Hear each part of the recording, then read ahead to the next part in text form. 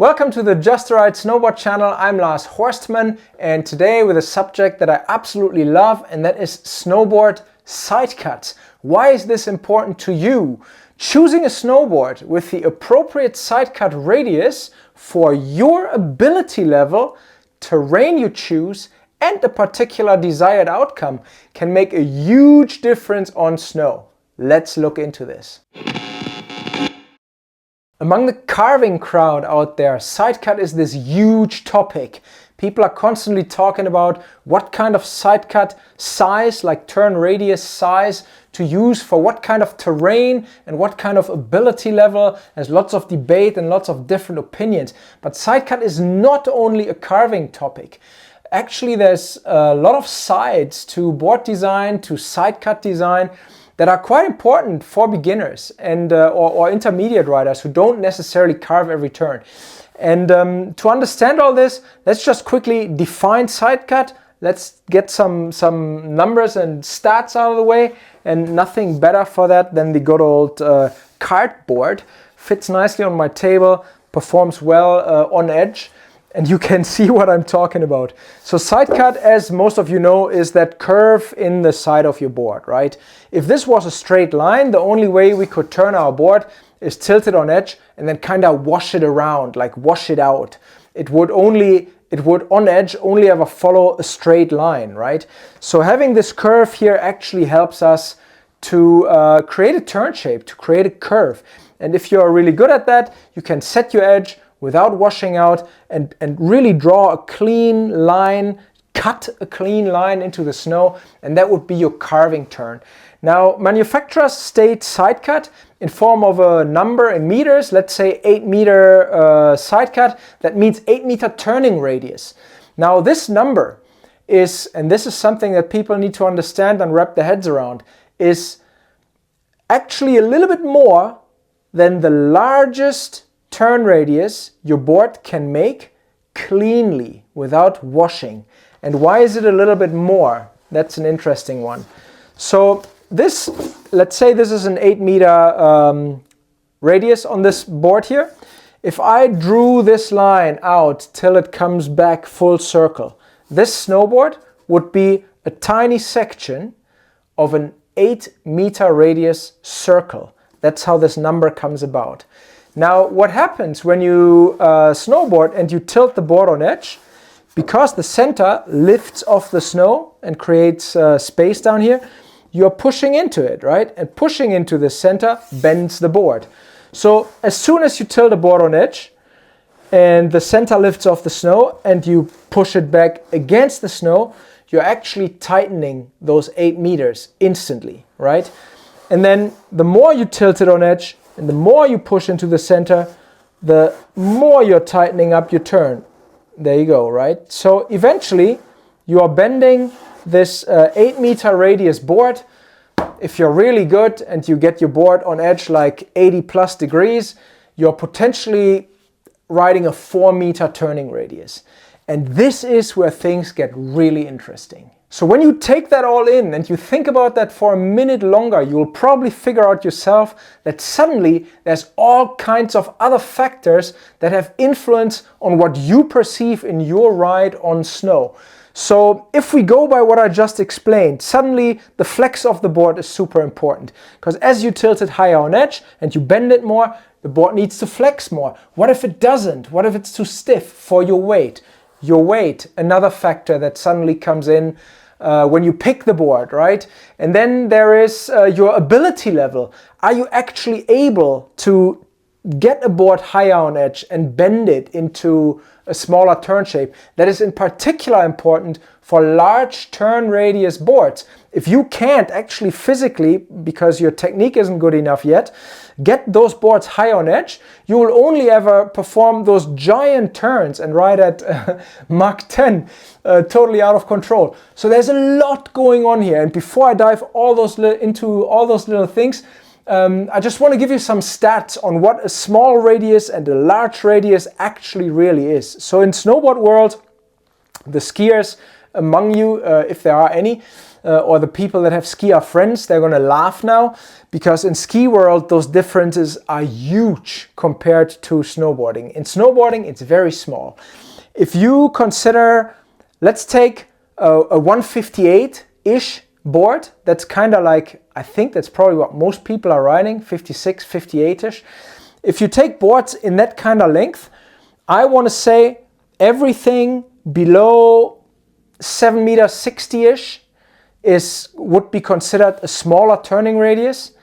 Everything between 760 and probably around 830, I'd say is like an average kind of radius. That's, I think, where most boards are sitting. And then everything above 820, 830 could be considered by modern snowboard design as like slightly larger turning radius boards. When you look into carving specific boards, you will quickly see, oh, we're talking 10 meters plus, 12 meters, stuff like this, right? And then obviously there's a giant slalom and all kinds of race board designs out there. They go way up, but that's not of our interest right here, right now. In skiing, we are looking at a slalom ski being something like 12 meters. That's the tightest turning ski. And then I think a FIS giant slalom radius is somewhere around 30. So you're looking at an 18-meter difference for you to decide where you sit, right? And lots of skis for the average consumer are somewhere, I believe, around 16, 17 meters, something like this. Not that relevant, but it's interesting to understand how small that window is in snowboarding, the window that defines your average side cut. And why is that important to you? If you look at a new board and you look at the spec sheet, if you're looking at 6 meter 80, you know that thing is whippy. That thing turns like a little kart, right? Like a go-kart. Those boards are designed to be insanely responsive and turn really quick. So yeah, important for you to actually get an idea of what that means, this number, right? Like, where are you sitting on an 8 meter radius board? I think that's actually a really good number. Sorry for this annoying but very necessary interruption. My channel is unsupported. I do not have any permanent sponsors that help me fill the fridge and get through the winter other than yourselves. So if you are appreciating what you're seeing on this channel, if I'm actually helping you to become a better snowboarder in whichever way, then please don't hesitate to support me on my little tipping platform called Buy Me a Coffee. And the link there is buymeacoffee.com/justaride. You will basically just tip me in form of a symbolic coffee. And I have enjoyed many of those over the last year, and they have helped me tremendously to get through the season safely. And hopefully we can repeat this kind of funding this year. Thank you kindly, and let's dive deeper into Sidecuts.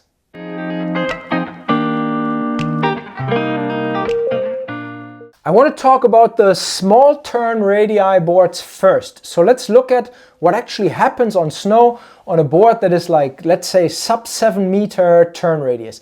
Think back to my cardboard demonstration here. So every board, as you tilt it higher on edge, will tighten up its turn radius. However, you need a certain ability level to actually tilt it high on edge. If you don't have that, what do you want to do to actually perform a quick turn? You buy a board with a tight side cut, something under 7 meters. Because what the board does is instantly, with very little input, it will give you lots of performance, lots of feedback. Because the side cut is so tight and so sharp in a way that as you tilt it on edge, it'll instantly start turning, and you get this feedback of like, wow, this is exciting. You know, I'm riding this little race car. Yeah, and it's just like a lot of reward for fairly little input. And who is that good for? In my opinion, for the majority of people. Because the average snowboarder, or skier for that matter, rides about 5 to 10 days a year. I know for the people like myself who live in a resort, that is so sad to imagine, but that's the truth. So how much progress can you actually gain over a lifetime of snowboarding if your year looks like 1 week of snowboarding per year, right? So there isn't that much you can actually do. It's just not enough practice. So those boards are really, really good for people who just want an exciting, kind of lively, responsive feel in their turns, but don't have, you know, a crazy high ability level regarding tilting a board on edge. Terrain-wise and situation-wise, this is in particularly beneficial for like busy resorts, in my opinion, where you don't have so much space, where you normally can't carry that much speed because it's too busy. But of course, you still want to turn and maneuver through all those tourists, right? So that's where boards like this kind of come in handy. Now, what's the downside of those things? One downside is those boards have a speed limit.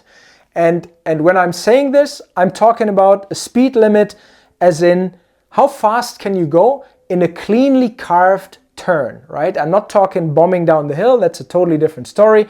The boards will feel a little nervous because obviously a tight, deep side cut makes a board, well, as I said, very responsive. And the downside of that is it's nervous, right? Like if you're bombing straight down the hill and you get a little too much toe or heel pressure for some reason, that thing is going to want to turn. So you constantly feel like, whoa, you know, it wants to change direction. It doesn't necessarily feel overly confidence inspiring if you're one of those straight line bomber people. So I want to talk about like speed limit in an actual carving turn. Why is there a speed limit? Pretty simple to understand. If you are driving a vehicle on the highway at whatever, 80 miles an hour, and you suddenly spin the wheel, what do you think is going to happen? Are your tires going to grip? Or are your tires gonna lose traction and slide? Exact same thing on a snowboard with a tight radius.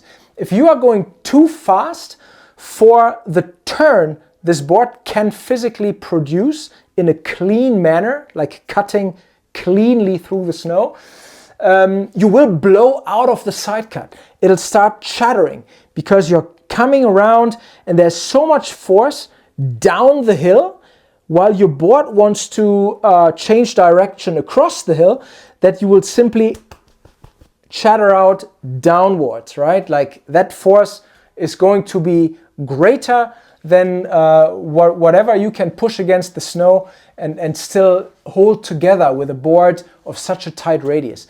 So quite often, people who experience a lot of chatter are very often actually riding too fast. This is why I'm preaching speed control through turn shape and how you have to get super early onto your edges when you actually want to learn to carve and maintain clean, chatter-free turns. Absolute key to that. So if you're experiencing lots of chatter, you're potentially the combination of your speed and your board side cut, probably a little bit funny. Slow it down a bit and maybe that'll change something. This takes us to terrain, as in like terrain steepness. So steeper terrain is obviously where you are naturally faster, because any moment in the fall line on a steep pitch will accelerate you more than on a mellow pitch, right? Now I said earlier, speed control through turn shape. I get this question quite a lot, and that is really interesting and a bit counterintuitive. People say, well, but wouldn't it make sense? I want to learn to carve steeper groomers. Wouldn't it make sense to get a board with a tighter radius? Because then I can do a tighter turn, and then therefore, you know, I'm managing my speed better and I don't get so fast. That is unfortunately not how this works. Because when you are stepping onto a steeper pitch, you also automatically have to increase angulation. Simply due to, do you know this guy? Do you know Terrier Tech Rider? Terrier is pretty cool. Terrier is a relic of the 2000s, I believe. And I managed to get my hands on one. Terrier is excellent at doing methods. There you go. A little grab here. Tweaked out. He can basically do everything. I'd use him much more for demonstrations, but unfortunately he's mounted in a duck stance and his back knee always wants to point towards the tail. That's how this little figurine is made. So not that good for turn purposes. Otherwise, amazing little guy. He can literally do anything. So if you take Terrier and I take my little snowboard here and turn it into a pitch. And Terje is coming around, and this is really steep, and he doesn't want to increase angulation all that much because he kind of can't. Well, he's not going to grip, right? Like, it's just not happening. Terje would want to be more like here, like knees to the snow, probably more like here, and really crank this thing high on edge. So as soon as you enter steeper terrain, you naturally simply have to tilt your board higher on edge, because otherwise, at this angle, like at a lower edge angle, you're just sliding, right? Like you cannot put enough, well, traction, grip down. You can't get your edge deep enough into the snow if you don't increase angulation. And what does that mean on your short turn radius board? It means it tightens up a turn. Now, what does that mean coming out of a steep fall line? It means you're very, very most likely too fast at that point. So the idea of learning to carve steep terrain on a board that has a tight radius, and that will make it easier to control your speed. It may make it easier to control your speed, but you're not going to learn to carve. And the interesting thing there is it puts us back. Sorry, I'm doing a little detour here, but I think it's an interesting one. It puts me back to preaching, guys, you need to step back in your terrain choice. If you do a couple turns on your edges and you feel confident, don't just throw yourself into the next steepest pitch and feel out whether you can do this now. It's a long journey to be able to carve steep terrain, and you cannot simply grab, like tight radius board and expect that to work just due to the physics of it. You need higher angulation, you will have more speed, that board is going to chatter out, it's going to blow out of its side cut. Vice versa, if you don't have the ability to get a board high on edge, you also can't fix that issue, with the remedy being take a large turn radius board and then you'll be fine. Because if you simply can't get it on edge, well, you're just going to be dragged down that fall line in this large arc, and you'll gain way too much speed to actually control it. So the key here is patience, right? There is no remedy in your gear that will get you to carve steep terrain amazingly well if you don't have the ability to crank your board on edge in the first place. So patience, and then start filling your quiver with more and more exciting boards, and then eventually you're going to get there. So basically that's our positives and our negatives of a small turn radius board. If you want it responsive, nippy, maybe you're not a perfectly awesome rider yet, you're still struggling with edge angulation, you ride busy resorts and you prefer mellow pitches, and still want this exhilarating, exciting, lively feel, those short turn radii boards are absolutely a win. Now for large radius boards, we can basically take everything I just said and turn that around. For an inexperienced rider, a large turn radius board can feel scary, or if you will, dead. Because what happens is you tilt that thing on edge, and the first few meters, not much happens. It just kind of very slowly steers towards the fall line as it picks up more and more speed, but it's just not turning. And that can be scary, right? Like depending on your confidence levels. But it also produces really bad habits, because if you find yourself on a board like this and you don't have the ability to follow through by cranking it higher and higher on edge, tightening the radius and finishing your turn, what you end up doing is you're just going to kick out your tail and you start washing your turns again, right? So there's absolutely no benefit in challenging yourself with a large turn radius board at the wrong time within your progression, right? There's just no benefit. It's like in surfing when you jump on a short board too early. Like if you can't pedal properly, if you can't perform a proper takeoff on any kind of wave properly and confidently, you're just going to punish yourself on a short board. So in snowboarding, same goes for large turn radius boards, right? Like, they'll just produce bad habits if you are not actually ready for it. The good side of that kind of design is that if you do have the skill to handle those things, that you can basically, this is my personal liking. I prefer boards that are in the upper 8 meters or just over 9. I own some that are over 10, 11.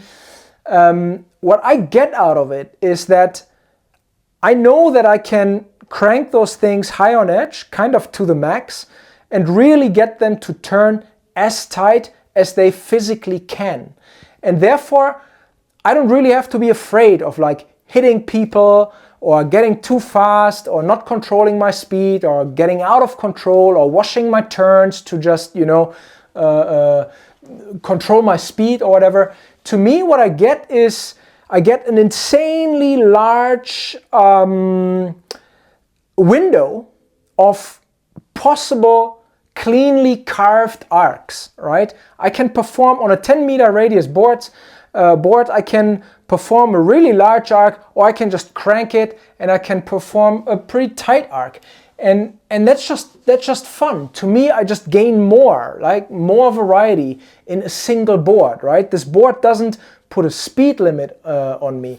However, the speed limit is almost reversed, as in there's a speed minimum required. If I take a board with a 10-12 meter radius into mellow terrain, there's something that happens.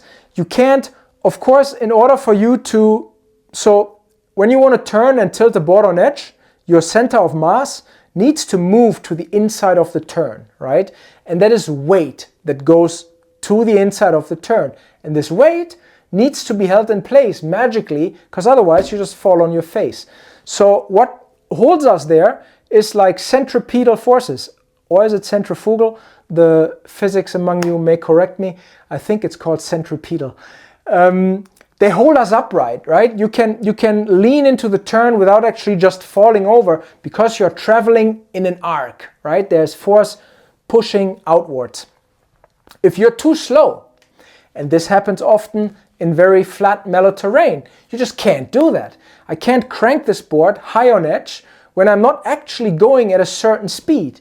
And this brings me back to my whole talk about riding short radius boards in steep terrain. Here, this is going to reverse itself because the steeper terrain naturally makes me go faster. So now I can actually utilize this large radius board because I'm anyways going to end up cranking it really high on edge, tightening my turn, controlling my speed. So it's very counterintuitive that on a steeper pitch, a larger turning radius board under the right feet actually allows for better speed control. On paper, in the first moment, it makes no sense, but I think with my explanation here, you're getting there. So that's basically small radius versus large radius combined with ability level and terrain choice. All very important to consider these things together when you pick your board. Then I mentioned flex plays a large role, and then therefore obviously also your weight, because it's your weight that flexes the board, right? How does that play a role? I'm going to give you an example out of my very own life. I have a hard time finding a Burton board that works for me. I'm totally open to trying all kinds of snowboards. That is one brand that in the last, I want to say 18 years, I've ridden about 2 Burton boards where I was like, wow, this is awesome. And that's not their fault. It is simply not a good match. Again, very important about this whole channel. If there's ever anything negative about a brand or a certain design, there are no bad designs. It's all about, does it match the right person? So take this with a grain of salt. Burton boards are very often slightly on the side, tighter end of sidecut radii. So a 160 deep thinker is probably somewhere around 7m60, 7m80, something like this, okay? And then their flex philosophy is stiffer tips, softer in the center, that gives you tons of pop, easy steering through the feet, very lively, explosive, responsive boards. So I need to be super on it with their weight range. If I pick boards by length from Burton for myself, I will be out of the weight range, no question, because I don't want to ride a 152 or 154. I want a 160 or even a 162. If I pick that in a deep thinker, I'm 50 pounds below the weight range quite easily. So I jump on those boards, and what happens is that tight side cut, when I tilt that board on edge, of course, because it's a deeper curve, there's more space here in the middle that I can push into. Therefore, the board can take more flexion, right? Now, if that board is very stiff, but therefore I'm not very heavy, then I can't actually push the board into those turns while I remain or retain the same amount of edge pressure all the way through the turn. Because of course, the more you tilt it on edge, the more you push into it, the more the board's flex ramps up. And with their boards in particular, due to the stiffer tips, what happens to me is it ramps up to the degree where the center of the board simply lifts off the snow, and I start chuttering out of the snow, out of my turn, or slide out of my turn. However, I just very randomly and suddenly land on my face. This doesn't happen if I pick that same board in a 152, but then it's also too narrow, and I just don't like such a little platform for fore-aft movement. I do like a longer board. So that company is not a good match for me. There's nothing wrong with the design. It's simply for the way I ride and what I prefer and what I do, or what I'm capable of, if you will, it doesn't match. I'm too light. I need to gain 50 pounds and then we're good. Not gonna do that. Let's take a quick look into some real-life examples. I'm gonna pull up a couple boards here. Actually a couple Jones boards today, because this very episode is very much inspired by all of you asking me over the last 2 years, which Jones Freecarver should I pick, the 6000 or the 9000? So I figured I'm going to go through their line and see whether they reflect what I am saying here in this talk.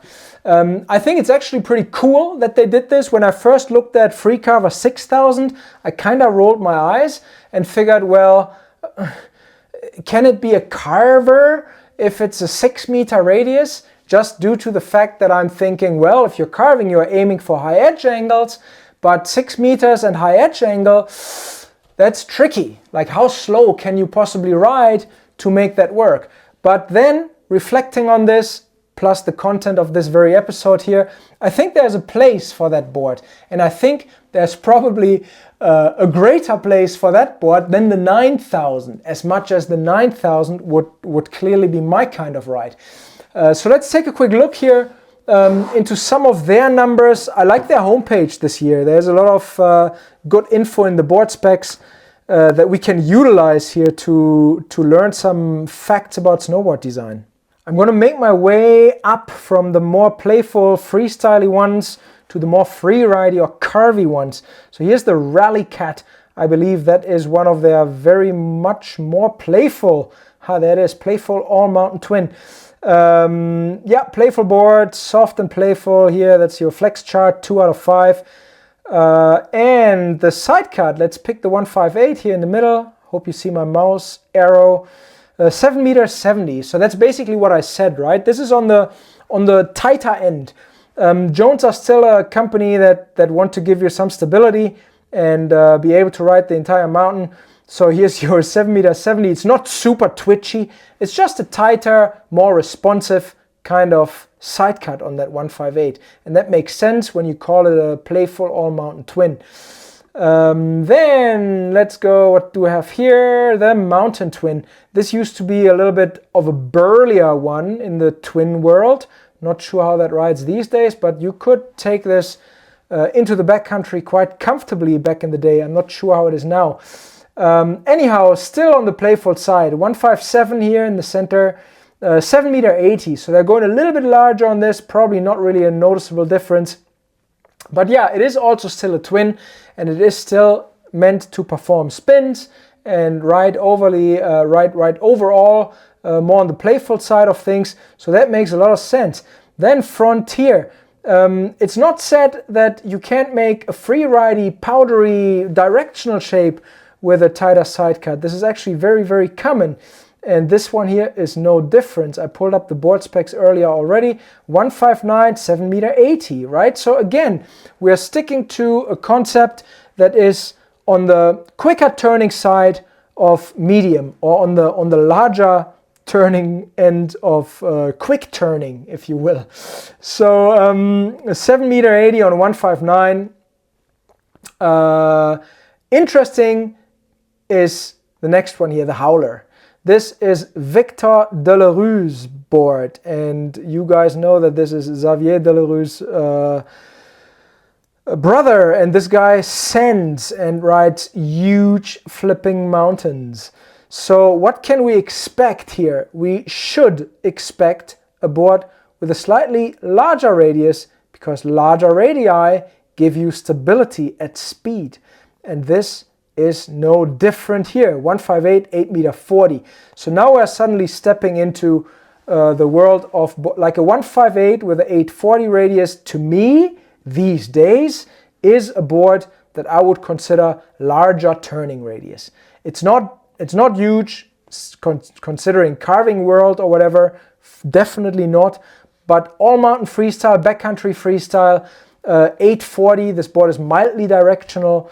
Definitely meant to be a backcountry freestyle charger, and yeah, that makes total sense, right? That they have a larger radius on this board, simply for more stability at speed and a not overly twitchy kind of feel. Now we go up from here. The flagship. This is the flagship Pro. No specs difference to the standard flagship here. 158, 850, 159, 870, 161, 910. You're getting big time into the nines here, right? As far as I know, I'm not sure whether they've changed this. This is a single number, but the Jones boards are actually multi-radial side cuts. So this is not a clean 9m10 arc. I do strongly believe, in particular, the flagship mellows out towards the tips. The tip radius on these boards is like barely existence. They really shine going very fast in very large arcs or straight. That's where these boards, they're very calm and very confidence inspiring due to that kind of radius. And basically, what this shows is that we are moving from playful freestyly to more free ride, and the radii increase. And now here's my example, Freecarver. There's the 6000, here's the 9000. Let's just quickly look into these.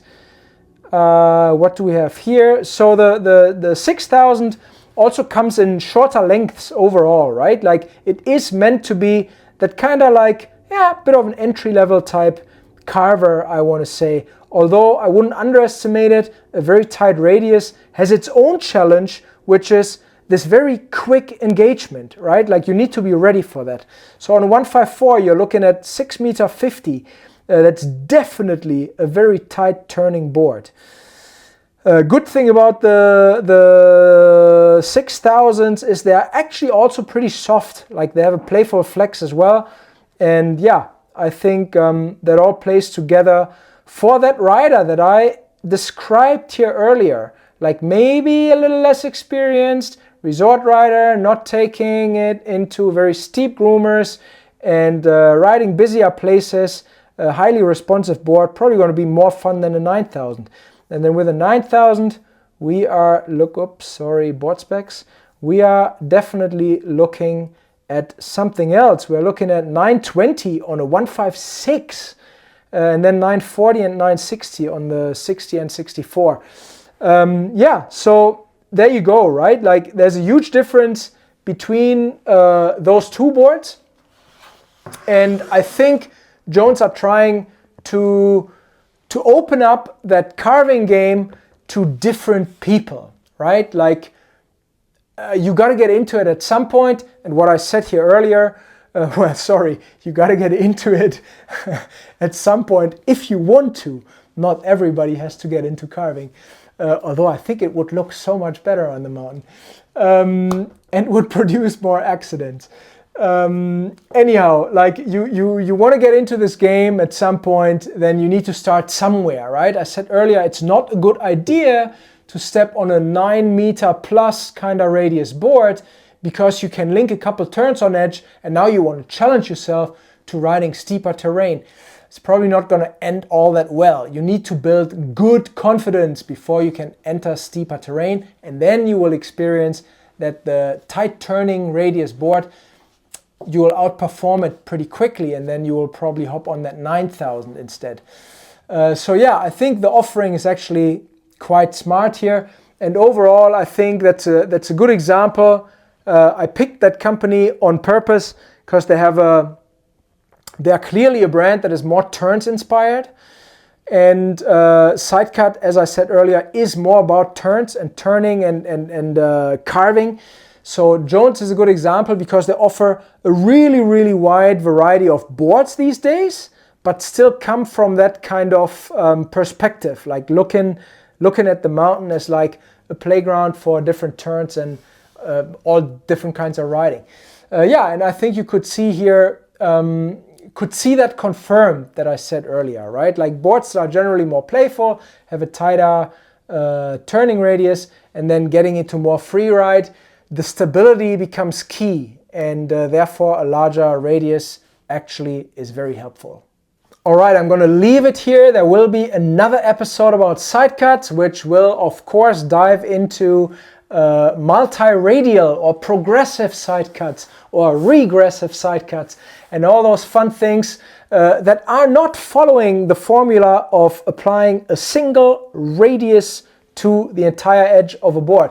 This is a whole other rabbit hole, and I figured this episode is long enough. Simply understanding the characteristics of a larger and a smaller turning radius on a board and how that applies to you.